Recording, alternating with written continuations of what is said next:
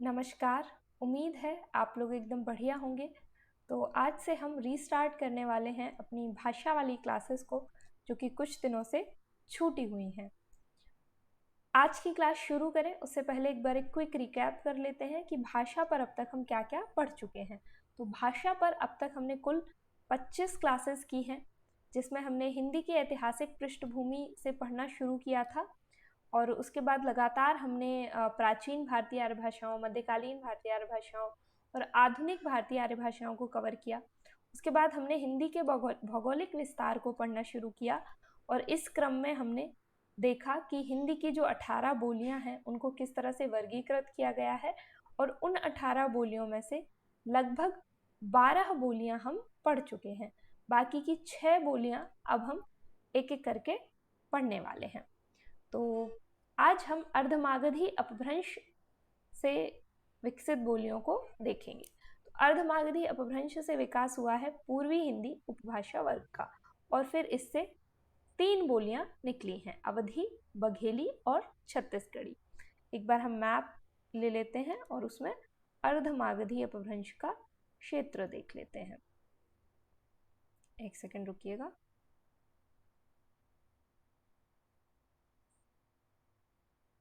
ये देखिए, ये रहा हमारा मैप और इसमें अगर हम अर्धमागधी अपभ्रंश का क्षेत्र देखें तो इसका क्षेत्र हो जाएगा ये उत्तर प्रदेश का ये वाला हिस्सा, उसके बाद मध्य प्रदेश का ये हिस्सा, लगभग इतना भाग, और ये छत्तीसगढ़ वाला भाग। तो उत्तर प्रदेश में जो भाग है वो अवधी बोली का क्षेत्र है, मध्य प्रदेश में जो है वो बघेली बोली का क्षेत्र है और उत्तर प्रदेश में जो है वो अवधी का क्षेत्र है। तो ये हमारा पूरा अर्धमागधी अपभ्रंश का हिस्सा है, जिसमें से उत्तर प्रदेश वाला अवधी का भाग है, मध्य प्रदेश में बघेली बोली का क्षेत्र है और छत्तीसगढ़ में छत्तीसगढ़ी का क्षेत्र है। ठीक, चलिए अब हम एक एक करके देख लेते हैं। तो सबसे पहले हम देखेंगे अवधी बोली को। अवधी जो है वो अर्धमागधी अपभ्रंश की एक बोली है, लेकिन डॉक्टर बाबूराम सक्सेना ने अवधी की उत्पत्ति पुरानी अर्धमागधी से मानकर इसे पाली के अधिक नजदीक माना है। तो ये फैक्ट हमें याद रखना है कि डॉक्टर बाबूराम सक्सेना अवधी को पाली के अधिक नजदीक मान रहे हैं। ठीक है, उसके बाद अगला यहाँ पर है अयोध्या नाम का एक प्राचीन राज्य था। अयोध्या से औध बना और औध से बना है अवध, और अवध की बोली होने के कारण ही इसका नाम क्या पड़ा है, अवधी पड़ा है। तो अवधी जो है वो अवध प्रांत की बोली है। क्षेत्र कहाँ है, ये कुछ जिले हैं जहाँ पर अवधी का विस्तार हमें देखने को मिलता है। लखीमपुर खीरी में अवधी बोली जाती है, बहराइच, गोंडा, बाराबंकी, लखनऊ, सीतापुर, उन्नाव, फैजाबाद, सुल्तानपुर, रायबरेली, प्रयागराज, जौनपुर, फतेहपुर, ये 2 बार आ गया जौनपुर, और मिर्ज़ापुर, इन सभी ज़िलों में अवधी बोली जाती है। एक बात आपको विशेष तौर पर याद रखनी है जो कि नीचे लिखी हुई है कि हरदोई अवध प्रांत का जिला है, लेकिन यहाँ पर अवधी नहीं बोली जाती है। तो ये विशेष तौर पर हमें याद रखना है। एक बार हम इन सभी ज़िलों को देख लेते हैं कि ये कहाँ पर है। ये हमारा उत्तर प्रदेश का मैप है। अब हम इसमें देख लेते हैं कि कौन कौन से ज़िलों में अवधी बोली बोली जाती है। तो ये देखिए, ये रहा लखीमपुर खीरी, सीतापुर, उसके बाद फर्रुखाबाद, उसके बाद यहाँ पर लखनऊ, उन्नाव, रायबरेली, प्रयागराज, मिर्ज़ापुर, सुल्तानपुर, फैज़ाबाद, गोंडा, बाराबंकी, बहराइच। तो ये लगभग हम अगर मोटे तौर पर कहें तो ये जो क्षेत्र है ये हम अवधी बोली का क्षेत्र मानकर चल सकते हैं। तो ये हमारा हो गया अवधी बोली का क्षेत्र। अब आप इसमें देखिए, ये रहा हरदोई। तो ये अवधी बोली के क्षेत्र के अंतर्गत तो आ रहा है, लेकिन यहाँ पर अवधी नहीं बोली जाती है। यहाँ पर कौन सी बोली बोली जाती है, कन्नौजी बोली जाती है। क्योंकि इसकी सीमा से लगा हुआ ही जो क्षेत्र है वो कन्नौजी बोली का क्षेत्र है। तो यहाँ पर ये जो क्षेत्र है ना अवधी से लगा हुआ, ये कन्नौजी का क्षेत्र है, इसीलिए हरदोई में कन्नौजी बोली जाएगी, अवधी नहीं बोली जाएगी। ये थोड़ा सा अपवाद है, इसलिए हो सकता है यहाँ से कभी आपसे प्रश्न पूछ ले। चलिए अब हम चलते हैं अपनी नेक्स्ट स्लाइड पे। और भी कोई ज़िला अगर रह गया हो तो आप इसको इस मैप में ही खोज सकते हैं, या फिर आप गूगल पे भी देख सकते हैं कि कौन सा ज़िला कहाँ पर है। अवधी की उपबोलियाँ, तो अवधी की उपबोलियों में जोल्हा, गहोरा और जूडर, इन 3 उपबोलियों का नाम हम ले सकते हैं। इसके अलावा अवधी के अन्य नाम हैं कोशली और बैसवाड़ी। बैसवाड़ी को अवधी की एक उपबोली भी माना जाता है। तुलसी की भाषा भी पुरानी वैसवाड़ी है। तो तुलसी की भाषा को क्या माना है? पुरानी वैसवाड़ी माना है। ये डॉक्टर भोलानाथ तिवारी जी ने माना है। कुछ विद्वानों ने वैसवाड़ के अंतर्गत अवधी और बघेली दोनों को रखा है। तो अवधी और बघेली दोनों को ही किसके अंतर्गत रखा है? वैसवाड़ी के अंतर्गत रखा है। ठीक। वहीं कुछ विद्वानों ने वैसवाड़ी को क्या माना है? अवधी की एक उपबोली माना है। तो वैसवाड़ी अब अवधी की एक उपबोली भी मानी जाती है, जो अवधी के अन्य रूपों की तुलना में कुछ कर्णकटु है, कुछ कर्कश है। ठीक। तो बैसवाड़ी से संबंधित भी ये कुछ तथ्य हमें याद रखने हैं कि डॉक्टर भोलानाथ तिवारी जी ने तुलसीदास की भाषा को पुरानी वैसवाड़ी माना है। वहीं कुछ विद्वान बैसवाड़ी का दायरा बड़ा मानते हैं और उसी के अंतर्गत अवधी और बघेली दोनों को रखते हैं।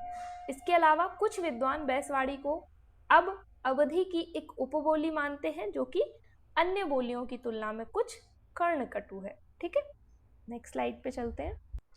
ये यहाँ पर अवधी बोली की कुछ विशेषताएं दी हुई हैं, इनको देख लेते हैं।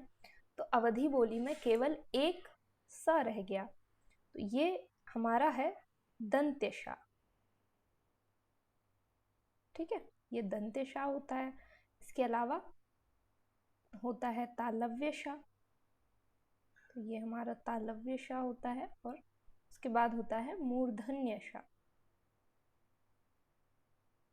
तो ये हमारा मूर्धन्यशा होता है। तो ये तीनों शा होते हैं, लेकिन अवधी में केवल एक शा रह गया था, कौन सा? दंत्यशा। जैसे शिव, तो शिव को कहा जाएगा सेव। वही री का री हो गया, ऋषभ का ऋषभ हो गया। ठीक है, ला जो था उसको कई जगह पर रा कहा जाने लगा। जैसे फल, तो फल को फर, उसी तरह मूसल को मूसर और हल को हर।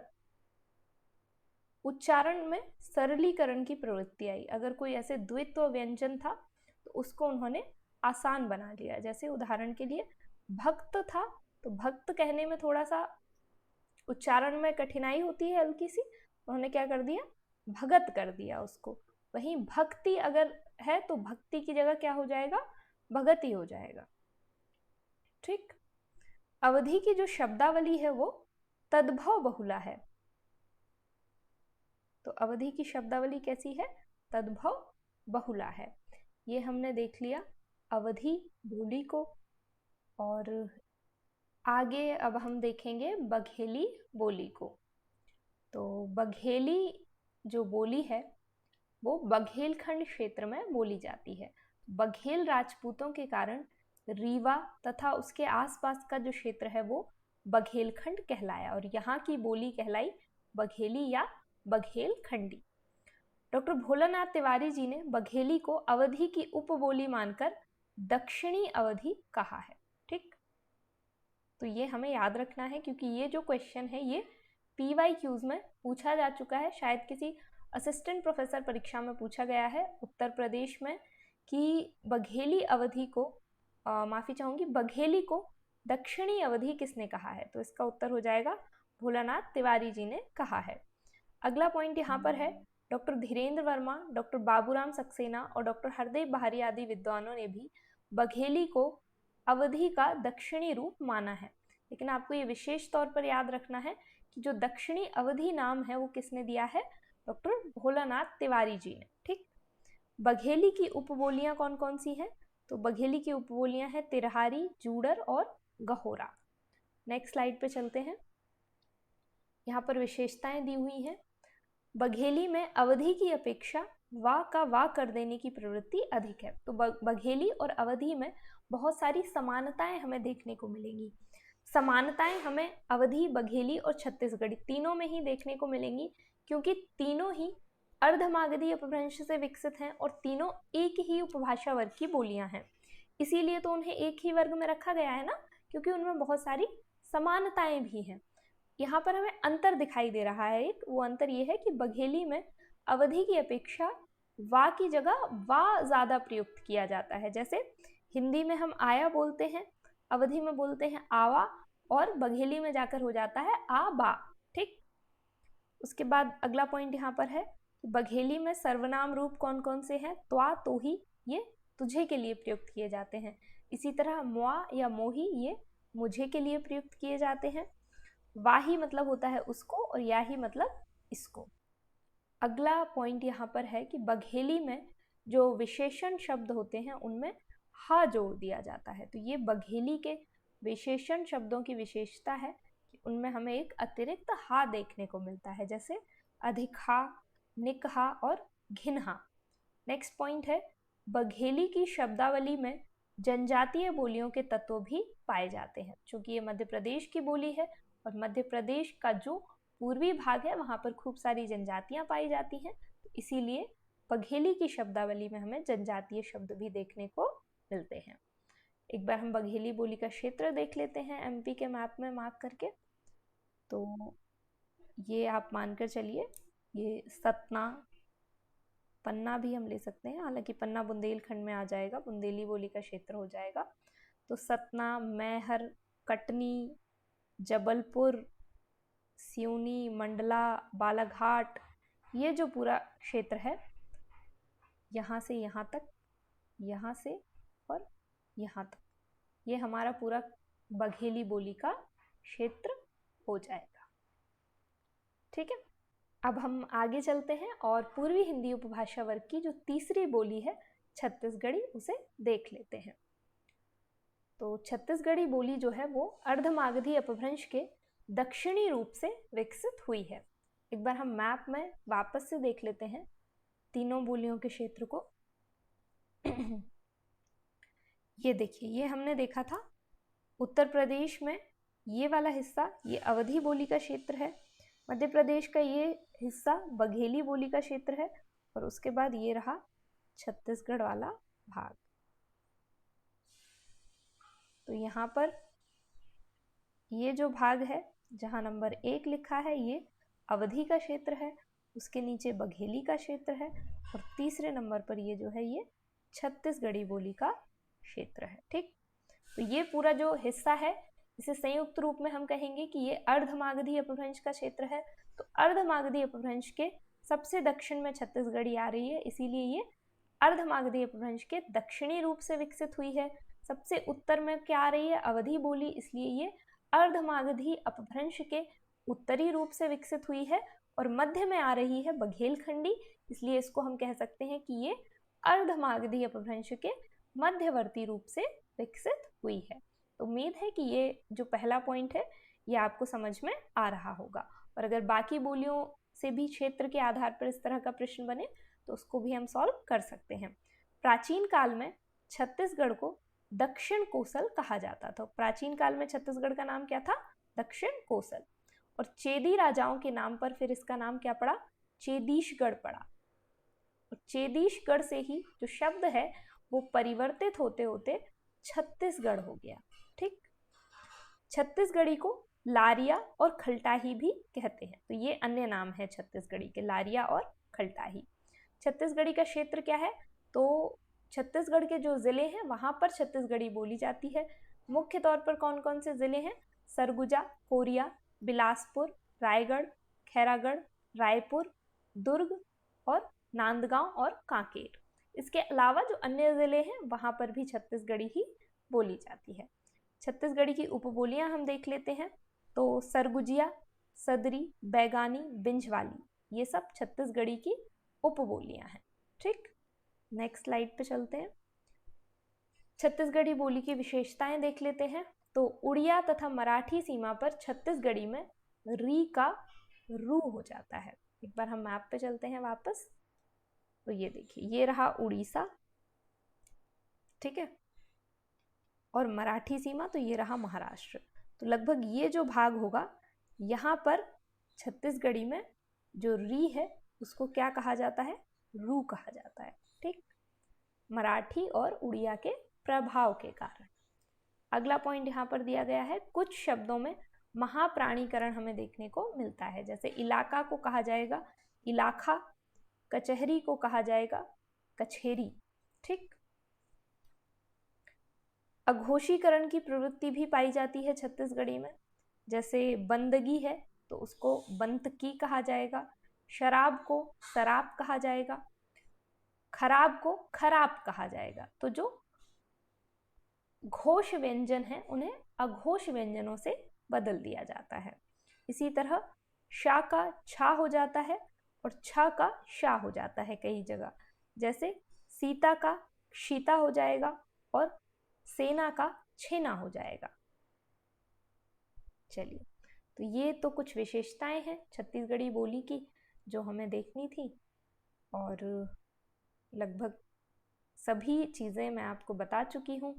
अर्धमागधी अपभ्रंश की तीनों बोलियों अवधी, बघेली और छत्तीसगढ़ी को हम देख चुके हैं। नेक्स्ट क्लास में हम मागधी अपभ्रंश और बिहारी हिंदी से जो 3 बोलियां निकली हैं, भोजपुरी, मगही और मैथिली, उन पर बात करेंगे और हमारी लगभग हिंदी की सभी 18 बोलियां कवर हो जाएंगी। तो आज की क्लास के लिए हम इतना ही रखते हैं, मिलते हैं नेक्स्ट क्लास में। तब तक के लिए आप लोग अपना ख्याल रखें। बहुत शुक्रिया।